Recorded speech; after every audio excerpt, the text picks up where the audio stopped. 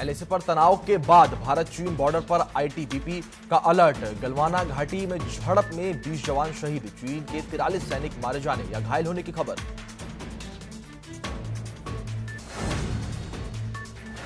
LAC पर तनाव के बीच चीन का propaganda, tank ground to air missile system. ये युद्धाभ्यास ग्लोब टाइम ने वीडियो किया शेयर। एलएसी तनाव पर राहुल गांधी का ट्वीट के माध्यम से राहुल गांधी ने कहा कि पीएम चुप क्यों है, क्या छिपा रही हैं। इसके साथ ही राहुल ने लिखा, अब बहुत हो गया, हमें यह जानना होगा कि क्या हुआ। चीन ने हमारे सैनिकों को मारने की हिम्मत कैसे की, हमारी जमीन लेने की उनकी हिम्मत कैसे हुई। एसपी अध्यक्ष अखिलेश यादव ने ट्वीट किया। उन्होंने लिखा कि चीन के साथ झड़प में हमारे देश के अनेक जवानों के शहीद होने की खबर हर देशवासी को दहला देने वाली है। दहशत शहादत को सलाम, सरकार अब तो सच बोले। एलएसी पर हुई हिंसक झड़प पर विदेश मंत्रालय ने दिया बयान। दोनों देशों को उठाना पड़ा नुकसान। विवाद सुलझाने के लिए सैन्य और राजनीतिक स्तर पर बातचीत जारी।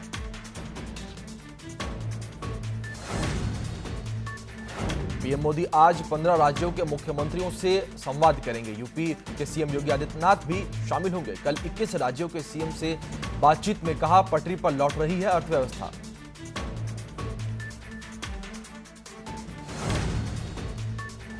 तेल की कीमतों में आज फिर इजाफा हुआ है। पेट्रोल 55 पैसे और डीजल 69 पैसे प्रति लीटर महंगा हुआ है। लगातार 11वें दिन दाम बढ़े हैं।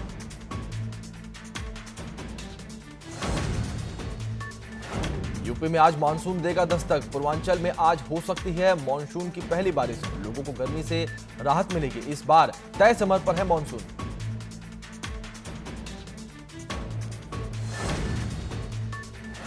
देश में कोरोना से एक दिन में सबसे ज्यादा मौत। 24 घंटे में 2003 लोगों की मौत। एक दिन में 10,974 नए केस सामने आए।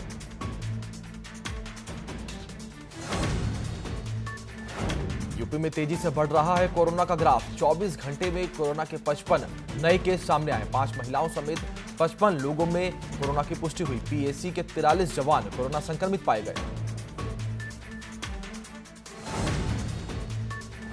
उत्तराखंड में कोरोना मरीजों की संख्या में हर दिन इजाफा हो रहा है। 1912 कोरोना पॉजिटिव मरीजों की संख्या हो चुकी है। आज 67 कोरोना संक्रमित मिले हैं। 680 मरीजों का अभी इलाज चल रहा है। लद्दाख में चीनी सैनिकों से हुई हिंसक झड़प में झारखंड के मुफ्लिस थाना क्षेत्र के डिलहारी गांव में कुंदन कुमार ओझा शहीद हो गए। कुंदन कुमार ओझा करीब 7 साल से भारतीय सेना में कार्यरत थे। जब परिजनों को उनकी शहादत की सूचना मिली तो इसके बाद गांव में चीख पुकार मच गई। पूर्वी लद्दाख में भारत चीन के बीच तनाव चरम पर पहुंच गया है। सोमवार रात को पूर्वी लद्दाख की गलवाना घाटी में हुई हिंसक झड़प में 16वीं बिहार रेजिमेंट के कमांडेंट ऑफिसर कर्नल संतोष बाबू शहीद हो गए। इसके साथ ही 2 और जवान भी मारे गए। संतोष बाबू चीन सीमा पर पिछले 1.5 साल से तैनात थे।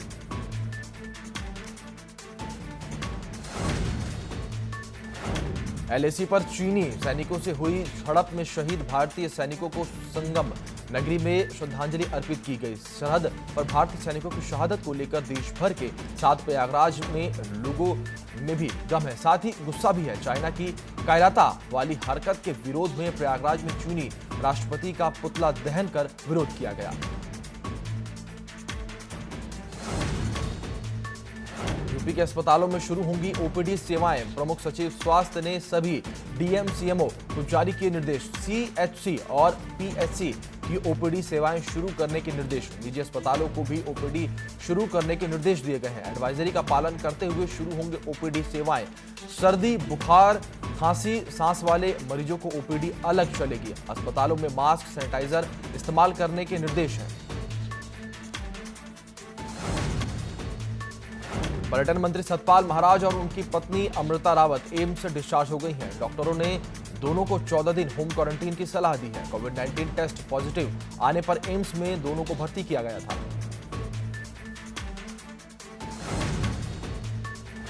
उत्तराखंड में मास्क नहीं पहनने पर और सार्वजनिक जगह पर थूकने पर देना होगा जुर्माना। उत्तराखंड कोविड-19 विनियमावली की अधिसूचना जारी।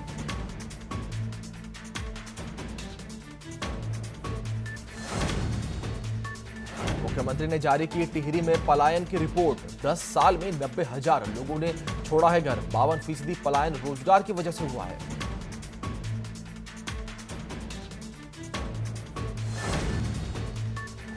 यूपी पुलिस में पीपीएस अफसरों के बड़े पैमाने पर तबादले। इंस्पेक्टर से सीओ बने 77 नए डिप्टी एसपी की हुई तैनाती। 77 सीओ की ट्रांसफर लिस्ट जारी।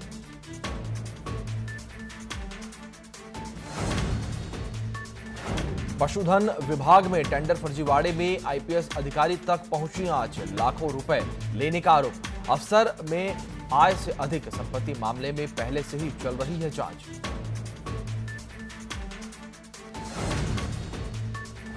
देश की आन बान और शान की रक्षा करते हुए चीनी हमले में शहीद हुए भारत के जवानों की शहादत लोगों के जहन में मानो समा गई है। गम, गुस्सा और आक्रोश के बीच जगह जगह कैंडल मार्च निकाला गया। तो वहीं मुरादाबाद में कांग्रेस पार्टी ने भी जवानों की शहादत पर कैंडल मार्च निकाला।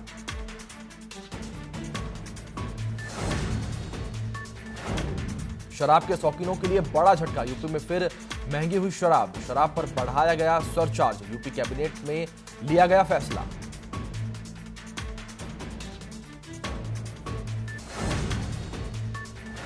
बलिया के सुभाष नगर इलाके में फिल्म कलाकार सुशांत सिंह राजपूत की मौत के बाद से तनाव में चल रहे एक युवक ने बीती रात फांसी लगाकर आत्महत्या कर ली। पुलिस ने लाश को कब्जे में लेकर पोस्टमार्टम के लिए भेज दिया है। इसके साथ ही पुलिस मामले की जांच पड़ताल में जुट गई है।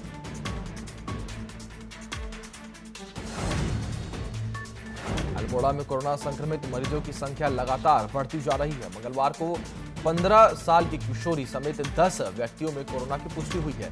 जिला प्रशासन सभी की ट्रैवल हिस्ट्री खंगाल रही है। सभी को क्वारंटीन किया गया है।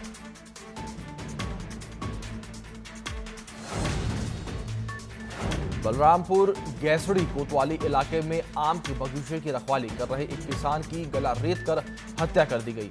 इस हत्या से पूरे इलाके में सनसनी फैल गई है। घटना की जानकारी मिलने पर मौके पर पहुंची पुलिस ने शव को कब्जे में लेकर पोस्टमार्टम के लिए भेज दिया है। किसान की हत्या से घर में कोहराम मचा हुआ है।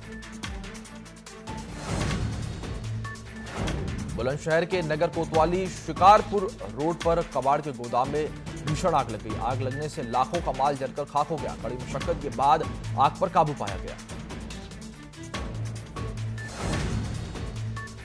ग्रेटर नोएडा में यामाहा कंपनी के गोदाम में आग लग गई। 12 से ज्यादा फायर ब्रिगेड की गाड़ियां मौके पर मौजूद। आग लगने की वजह अभी तक साफ नहीं।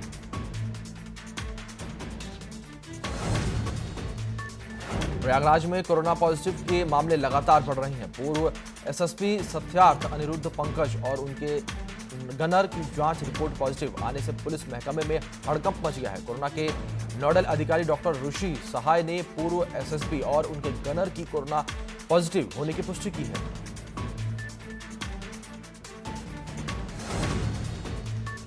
ग्रेटर नोएडा में बढ़ते कोरोना संक्रमण के बीच गौतम बुद्ध नगर के डीएम सुहास अलवाई ने अस्पतालों का निरीक्षण किया। डीएम ने जिम्स और निम्स अस्पताल भी पहुंचे। इस दौरान उन्होंने अस्पतालों में सुविधाएं बढ़ाने के निर्देश दिए। डीएम ने कहा कि कोविड-19 प्रोटोकॉल के तहत मरीजों का इलाज किया जाए। लापरवाही नहीं बर्दाश्त की जाएगी।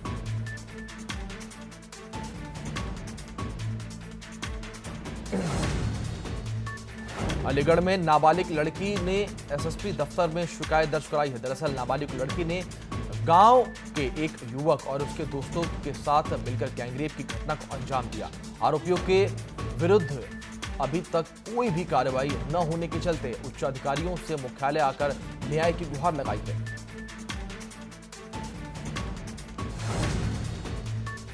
हमीरपुर में युवती की हत्या के मामले में हत्यारोपियों की गिरफ्तारी की मांग को लेकर ग्रामीण धरने पर बैठे। सदर कोतवाली की लापरवाही के चलते खुलेआम घूम रहे हैं आरोपी।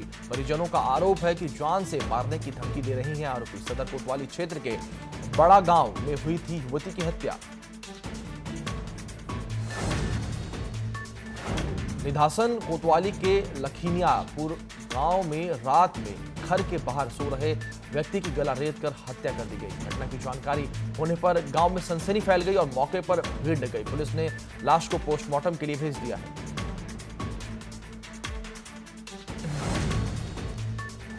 लखनऊ के निगोहा थाना क्षेत्र में दबंगों का बोलबाला है। महिला को अपने ही घर की जमीन पर दीवार उठाना भारी पड़ गया। महिला ने पुलिस पर आरोप लगाते हुए कहा कि पुलिस की मिलीभगत से दबंगों द्वारा जमीन पर अवैध कब्जा किया जा रहा है।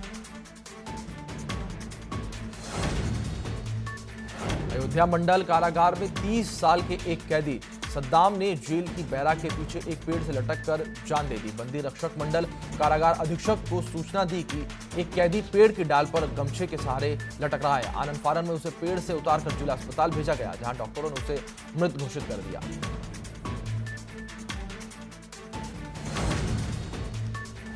सीतापुर में बच्चे का शव खेत में मिलने से सनसनी फैल गई। बच्चे का शव खेत में संदिग्ध हालत में मिला, जिसके बाद परिजनों ने कोहराम मच गया। दरअसल बच्चा खेत में शौच के लिए गया हुआ था, जिसके बाद बच्चे का शव मिला। मौके पर पुलिस ने पहुंचकर शव को पोस्टमार्टम के लिए भेज दिया है।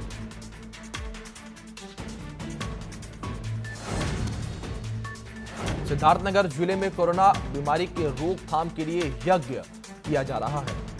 वहीं गांव के लोगों ने कोरोना रोकथाम के लिए अनुष्ठान यज्ञ का आयोजन किया। इस मौके पर डुमरियागंज के विधायक राघवेंद्र प्रताप सिंह भी मौजूद रहे। उन्होंने कहा कि मजदूरों के आने से कोरोना का ग्राफ बढ़ा है। इससे बचने के लिए लोगों को ज्यादा से ज्यादा सोशल डिस्टेंसिंग का पालन करना होगा।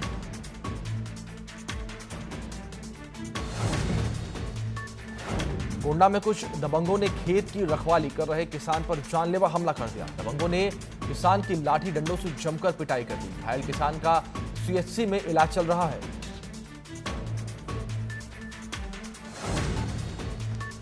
श्रावस्ती के इकोनी में मारपीट का मामला सामने आया है। मामूली विवाद में दो पक्षों में खूनी संघर्ष हुआ है। खूनी संघर्ष में एक पक्ष के 3 लोग तो दूसरे पक्ष का एक शख्स घायल हुआ है। बताया जा रहा है कि रास्ते के विवाद में खूनी संघर्ष ने रूप ले लिया। पुलिस ने दोनों मामले में कार्रवाई करने में जुट गई है। कौशाम्बी जनपद की कोखराज थाना और एसओजी पुलिस ने मुगाकालीन सिक्कों के साथ 2 व्यक्तियों को गिरफ्तार किया है। दोनों व्यक्ति 171 बेशकीमती सिक्कों को बेचने के लिए बाजार जा रहे थे। गिरफ्तार किए गए दोनों व्यक्ति के मुताबिक मुगल कालीन सिक्के घर की नींव खुदाई के दौरान मिले थे। सिक्के बरामद होने के बाद पुलिस अब इनका परीक्षण करवा रही है, जबकि गिरफ्तार किए गए दोनों व्यक्तियों को जेल भेज दिया गया है। कोरोना मरीजों के अंतिम संस्कार के दौरान परेशानियों का भविष्य में सामना न करना पड़े, इसको लेकर एक बैठक का आयोजन किया गया।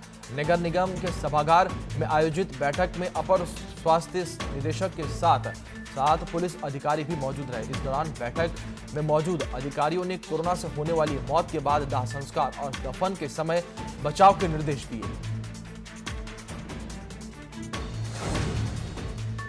कानपुर देहात के मोहित अस्पताल को सीज कर दिया गया है। स्वास्थ्य विभाग ने निरीक्षण के दौरान अस्पताल में बहुत सी कमियां पाई थी। साथ ही जिम्मेदार लोगों के खिलाफ जल्द कार्रवाई की जाएगी। आपको बता दें, कानपुर देहात में ऐसे तमाम अस्पताल हैं जिनमें कमियां ही कमियां हैं।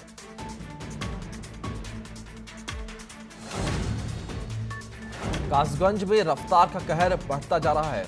सहावर इलाके में एक पिकअप ने बाइक सवारों को टक्कर मार दी, जिससे बाइक सवार 2 भाइयों सहित एक बहन की मौके पर ही मौत हो गई। घटना की जानकारी मिलते ही सहावर थाना पुलिस मौके पर पहुंचकर शवों को पोस्टमार्टम के लिए भेज दिया। वहीं हादसे के बाद पिकअप चालक मौके से फरार हो गया।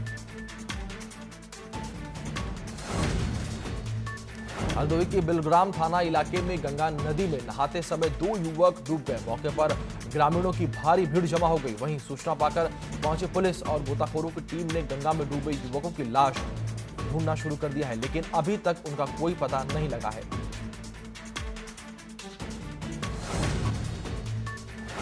जालौन में तेज रफ्तार लोडर ने बाइक सवार को रौंद दिया। हादसे में अधेड़ की मौके पर ही मौत हो गई। अधेड़ की मौत के बाद ग्रामीणों ने जालौन औरैया मार्ग पर जाम लगा दिया। ग्रामीणों ने लोडर में जमकर तोड़फोड़ की है। मौके पर पहुंची पुलिस ने सभी ग्रामीणों को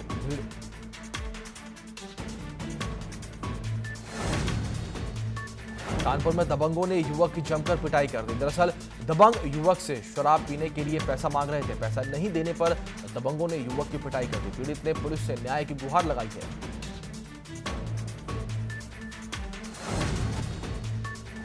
एटा में थाना अलीगंज पुलिस ने लूट की योजना बना रहे 3 शातिर बदमाशों को गिरफ्तार किया है। पुलिस ने मुठभेड़ के बाद बदमाशों के पास से अवैध असलाह कारतूस बरामद किया है। मुजफ्फरनगर कस्बा शाहपुर में संदिग्ध परिस्थितियों में 25 वर्षीय युवक का शव पेड़ से लटका हुआ मिला। बताया जा रहा है कि युवक देर रात घर से लापता हुआ था। घटना की जानकारी पर मौके पर पहुंची पुलिस ने शव को पोस्टमार्टम के लिए भेज दिया है। कन्नौज में चोरों का आतंक है। बताया जा रहा है कि छिबरामऊ इलाके में एक ही रात 4 अलग अलग जगहों पर चोरों ने 15 लाख की चोरी की घटना को अंजाम देकर फरार हो गए। चोरों के आतंक से पुलिसिया गश्त की पोल खुल गई है। रायबरेली में सामने आई निजी क्लिनिक स्टाफ की दबंगई। क्लिनिक के स्टाफ ने तीमारदार से मारपीट की। बेटे के इलाज के लिए आए युवक को धक्का देकर निकाला गया, जिसमें मारपीट की पूरी घटना सीसीटीवी में कैद हो गई।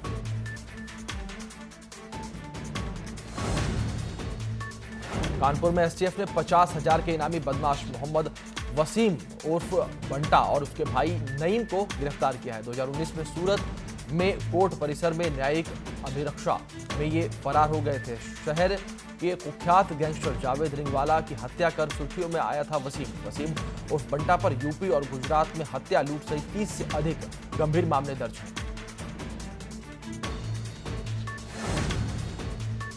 फिरोजाबाद के दतौती खुर्जा इलाके में सट्टा माफिया ने जमकर पथराव और फायरिंग की। सट्टा की पर्ची लिखने पर वकील ने विरोध किया था। पथराव और फायरिंग में 3 लोग घायल हो गए हैं, जिसमें से एक युवक की हालत गंभीर बनी हुई है। घायलों को ट्रॉमा सेंटर में भर्ती करवाया गया है, जहां उनका इलाज चल रहा है। जौनपुर में एक महिला ज्वेलरी की दुकान पर जेवर के बदले पैसे लेने की बात कह रही थी, लेकिन जब दुकानदार ने उसका परीक्षण किया तो मामला धोखाधड़ी का था। पर्दाफाश होते ही महिला दुकान से भागने लगी, लेकिन मामले की सूचना तुरंत पुलिस को दी गई। सूचना मिलने पर पुलिस ने महिला को पकड़कर थाने ले गई। हमीरपुर में युवती की हत्या के मामले में पुलिस का ढीला रवैया देखने को मिल रहा है। पुलिस ने युवती के हत्यारोपियों को अभी तक गिरफ्तार नहीं किया है। धरने पर जा रहे परिवार को पुलिस ने रोक दिया है। ब्लॉक प्रमुख सहित 5 लोगों पर हत्या का आरोप है।